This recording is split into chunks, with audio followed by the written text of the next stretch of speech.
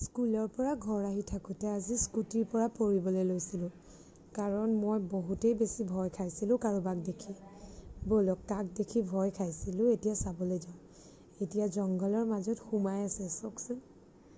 এয়া আজি একচুৱেলি আমাৰ ঘৰৰ ওচৰলৈ দুজনা বাবা আহিছিলে। তো মাক আৰু পুতেক ঘৰত যেতিয়া আহিছিলে মই বাৰু নাছিলোঁ।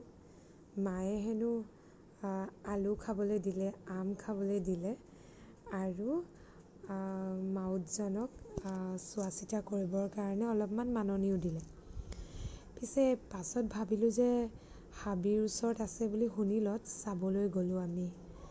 কি ধুনীয়াকৈ পোৱালিটোৱে খাই আছে চাওকচোন। কলগছ কেইবাজোপামানো ৰাইজে গোটাই দিলে আৰু একদম আমি যেনেকৈ বহি লৈ চিপছ খাই থাকোঁ ন, ঠিক তেনেকৈয়ে তাহাঁতি মানে একদম ধুনীয়াকৈ খাই আছে। মোৰ দেখি ইমান মৰম লাগিলে। চাওকচোন কিমান ধুনীয়াকৈ খাইছে, যেন হাতেৰে ধৰি ধুনীয়াকৈ ছিঙি ছিঙি খাই আছে। আমি চাগে এখন হাতেৰেও এনেকৈ ধুনীয়াকৈ ধৰি ছিঙি খাব নোৱাৰিম। সুৰডালে যিমান ধুনীয়াকৈ ছিঙি খাই আছে চাওকচোন। 1 2 3 4 জুতি দিল গৰু গাড়ী